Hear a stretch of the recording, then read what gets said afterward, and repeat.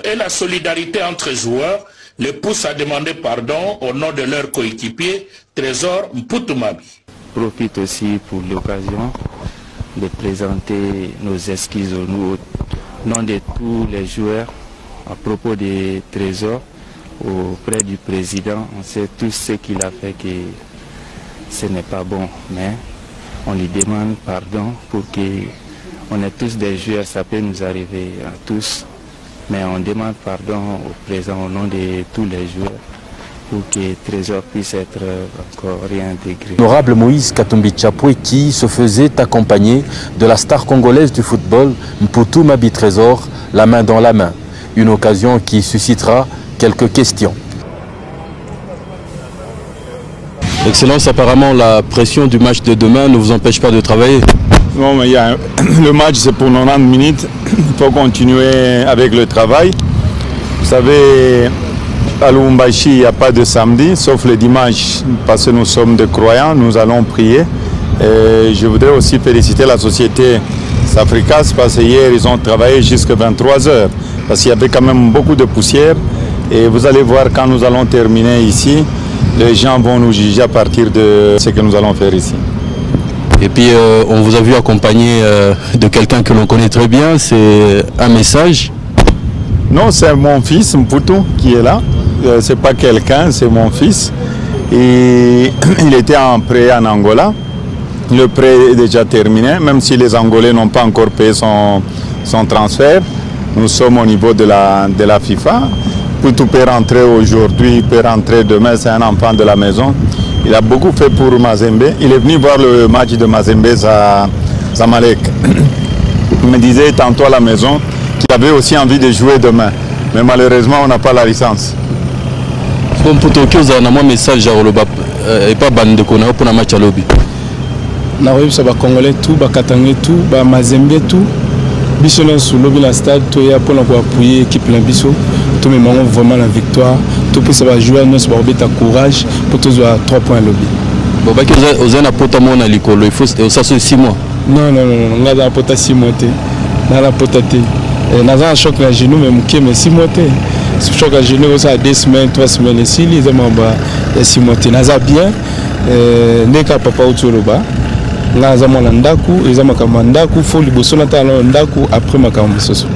L'honorable gouverneur poursuivra sereinement la visite de cet important chantier de la capitale du cuivre. Ce qu'on demande aux joueurs, c'est de savoir gérer leur succès. Vous êtes en train de monter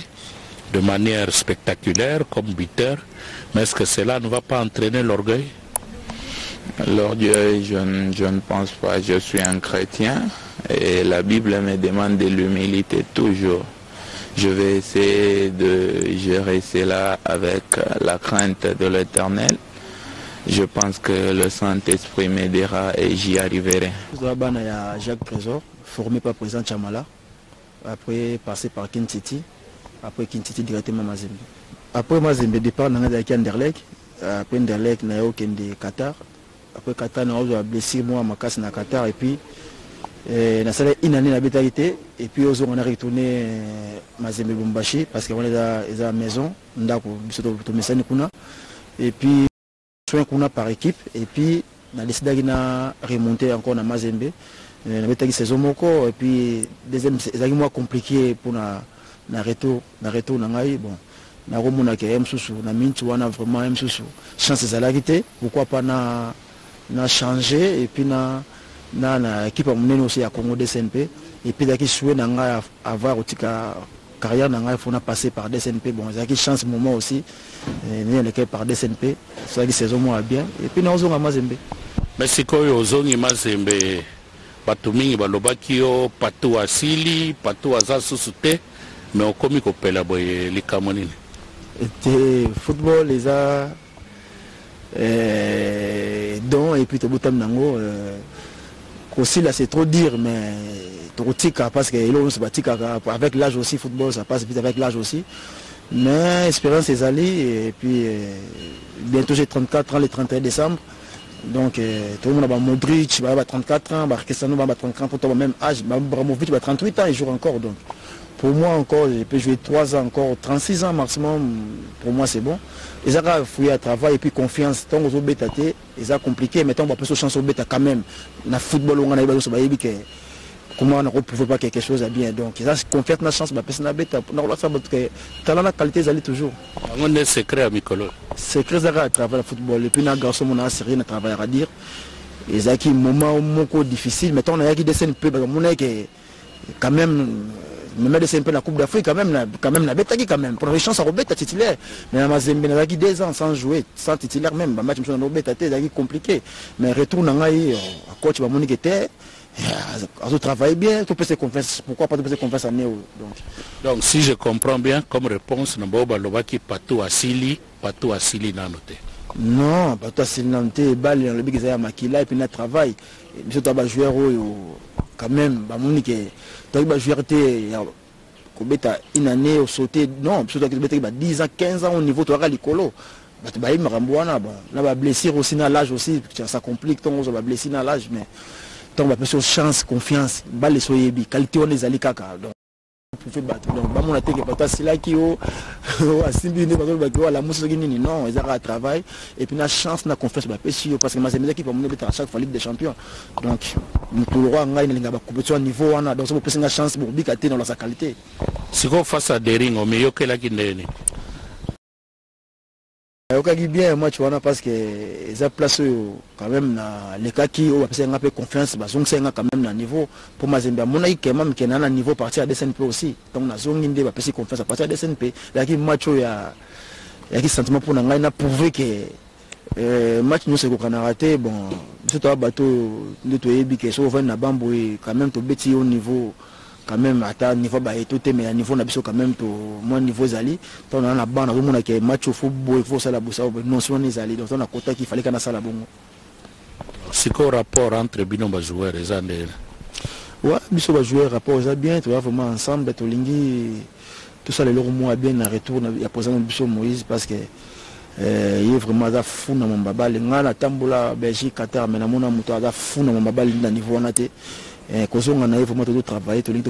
chance quand même pour mon niveau moro biso nous surtout chaque fois pour nous gagner Ligue des Champions important pour nous biso surtout biso to Kenasuka et à côté comme Magetu Mazembeza vraiment biso na nté minito izaba moleka izaba ba dikonza izaba oshindi izaba ba jeune wana surtout là si mana bango donc toujours pousser bango comme tu as l'expérience wana mais c'est ça bango de Mazembe parce que biso maximum 2 ans 3 ans tu as sauté donc bango de Mazembe ba petit les condas petit mouleka surtout petit mouleka vraiment il aura ça là on a mon temps on a qui gêne ngamoko donc un petit monde a poussé pour akende liboso bon tout ça vraiment ensemble il ressemble à quelque chose à bien nous ensemble tout va ensemble quoi pas tout buteur ouais ils a par hasard été ça les races oui mais malgré tout je suis pas avant centre mouton a mis ça devant pour ton habit ça raté donc ils ont confiance et puis vraiment tout ça là-bas na moko vraiment sur lingi ba sala bloto sélecteur to na ba VT ba coach Pamphile ba Kidiaba génération tout qui to poussa qui bango pe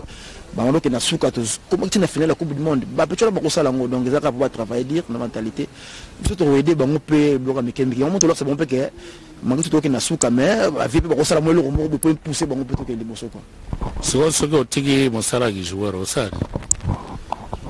ah, voilà, vraiment, ils ont moins compliqué parce que Mambébélé au sein les alliés, parce que pour l'instant, on a un président, on a un président FC Courbeau, on a une équipe de la première division, et puis on a mes caramels qui ont placé des joueurs à gauche, à droite, mais on a un Pato Junior, lui, à la Paris Saint-Germain, il a 9 ans maintenant, bon, on a été ceux qui ont bientôt fait un petit capot, on a l'Andelaye, et puis on a un Jansi, Kabango Jansi, il y a un Kaifa dans l'Albumbashi. Donc on a évité de gérer banana parce que Tanez avait ma casse habité après côté la président Courbeau, cause la manager bien pour vendre la paiement banana pour pousser bango pour battre la plus que ba misé loko ngana na bimisi quoi. Message ni no pesa na ba supporter ya Mazembe et puis na ba sportif congolais oyo bayebi pe balingi patoka bango. Bon ba fanatique à Mazembe place Bazali partout dans le monde on a souhaité bino ba merveille. Djoko Nabino Patouka Bangazali, l'homme de crochet Kourou Diabolique, toujours présent. bino bomoni ke tant bo pesa nga chance na volonté bomoni ke makambo eza nango nanu et puis ba supporter nyonso ya DSNP ya Vita ya Congo bimba na linga no mingi et puis na garçon mon abike bolinga nga mingi donc na pesa no ba meilleur place bozali bino et puis na pesi ba meilleur vena nga ne kimu mama Zembe ba fanatique na biso comité staff et puis na président na biso Moïse Katumbi parce aux alliés na peso Motebele donc tous alliés biso ba joueur na yo comment néo tout ça le pour c'est ça aux alliés calme ça na opposé et puis na ba problème le cas qui na match na soit Bering on a quand même ce trésor pour tout donc biso nous trouve que aux papa et za makambo et ya kanabale joueur soit l'ingaki atika la poids prouver que a gagné cette équipe na ye mais na ezaki jour na été ça arrive na balé donc Yoza papa, tu limbisa biso, biso tu aimes surtout na match wana, tu sais que ma bébé, tu sais que l'homme c'est pour ça qu'il était donc on limbisa biso pour tu lingi anéo makambo ça va bientôt pesa yo Coupe d'Afrique, Champions League plutôt zone on a fini la Coupe du monde pourquoi pas avant surtout que Nasuka Rotika donc alingi biso so mingi ba fanatique congolais donc l'amour et la solidarité entre joueurs les poussent à demander pardon au nom de leur coéquipier Trésor Mputumabi. Nalomba tu wa fanatique wa Mazembe wote wa Kinshasa wa Lubumbashi ma province yote na mambo ilipitikia ya Trésor nalomba bamurumie kwa fanatique Salive ni mtoto wa mnyumba Salive bila yua anapata reson na yeye ataona mambo ya kukorije mambo yote na papa wetu chairman amurumie eko amurudisha mtere parce que tuko besoin naye inaona mtu yote anakuwa na ma difficulty na ma défaut naomba preza amurumie eko amurudisha mtere mbio tuko besoin naye ni mtu wa mfamii yetu tunapenda tuishe sizo wote pamoja nani mkizuri non on a ce message nani na président langa na longa chapeau na président langa na part ya collègue na sous Trésor à joueur au tozani à joueur au hasard au batiba yebi Trésor bon et koko koma na peut-être au asala ki biso toko ndimilango te toko pesa ngo porte te za malamu to bi ke sali mabe étant que vice-président vice-capitaine na comme va joueur na bi ke papa oza papa président Moïse wa papa na part na biso ba joueur na lancer message pour na collègue sur Trésor papa olimbisa ya za mwana abuni nzela asali mabe na miso abatu to bi ke za pasi mwana asala actu asala ki wana mais tant que papa mamunini papa limbisa sur Trésor ouais Trésor peut te soulager tant qu'ami même c'est que Trésor mon frère il au sali il fallait pas au salango et ça peut dernière fois au salango parce qu'il y a un geste moko za pasi pour mutandi melayo mais tant que mutu au sali da artana ndingo sengi beskiz ezala ke au sali yango pona kozongela ngote au salon pour la libérer les actes mutu biso to regretter no tant quand tout monde qui action tant peut ta ebisi biso ngoke na parce que mo déjà zonga mutu ala c'est le mot il fallait pas la sala nini tant tout monde ba image a mutu peut-être monde qui a sali kamoye mo azongi mbambo wala dit salami to senga papa pardon alimbisi la biso Trésor a pardonner Trésor penza so azongi so na groupe eza ka bien parce que on a posé ton force biso nyoso to aposto a diviser ton force mo biso nyoso. Et je profite aussi pour l'occasion de présenter nos excuses au nom de tous les joueurs à propos des Trésors auprès du président. On sait tous ce qu'il a fait que ce n'est pas bon, mais on lui demande pardon pour que on est tous des joueurs, ça peut nous arriver à tous, mais on demande pardon au président au nom de tous les joueurs pour que papa nangai depuis makambo elekaki ya sepelaki na mote namonaki te lelo loko ezalaki journée Noël nayeki kosouhaite mpe bave na ngai papa na ngai bave papa azalaki na kanda na vie ya comportement na ngai elekaki na match ya DSNP oui nasalaki mabe geste wana nasalaki vraiment mabe nayaki fale nga mona ye nasenga ye bolimbisi en tant que papa na mwana nasenga ye bolimbi c'est vraiment nga moko namona ye. C'est pour cela naponaki jour ya Noël et naye kosenga vraiment bolimbisi ono ya ba comité nyonso tout balimbisa nga kobanda na ye na papa na ngai puis na ba comité na biso balimbisa nga vraiment et ça geste moko ya mabe ekoki ko se répéter lisusu te ekoki ko se répéter te toza na ba jeune ba kaifa toza na ba jeune mosusu na équipe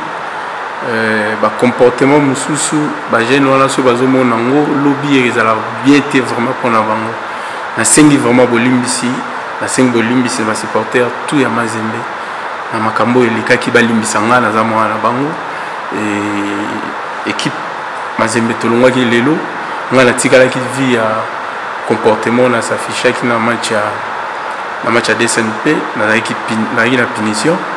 esaliki nakende te mais na bolimbisi na ye kosenga papa accordé nga na entraînement et puis naza de cœur na bamasa place bake na Angola toyebi nini na neo tozosala mpo na kosepelisa président na biso puis kosepelisa basupporter nyonso Mazembe. Je crois match tokei na basupporter na biso totikali tosambela vraiment po kuna bake na Angola eza bitumba eleka malamu nzamba tya loboko. Donc toza vraiment de cœur avec équipe biso nyonso et match ekoya na ozala na terrain batutu bazala na posa komona nga baya bakomona nga na ozala et na sepeli napesi merci na président na nga papa na nga ndenge alimbisi ngai a permettre nga nazonga sur na terrain merci sans kozala ini na baninga banga basalango te. Donc bayebi nini oyo tozoluka na ne oyo président na biso azongaki toza na besoin opesa honneur wana ya opesa coupe wana esengi ke tozala ini yango moni ke basalaki ba déclaration ala po biso nyonso groupe ezala soudé nasepelaki en tout cas merci na bamasa na nga nyonso bajoueur merci na bao vraiment biso nyonso tozala ini totambola bongo ntina suka et tokende toujours liboso conseil papa apesaka mwana ye ya kolobaki tellement ezalaki ngai mwana na ye il fallait vraiment nazwa punition oyo ezaki ekebangisa bato mosusu mais lokola toza jour à Noël et boyebi bien que président biso aza chrétien jour à Noël alimbisi nga alobi dans makambo ebandela masusu te et puis ils ont vraiment comportement mabe ebandela masusu te et qui n'a pas ça plus jamais ils ont vraiment exemple à bien tenir groupe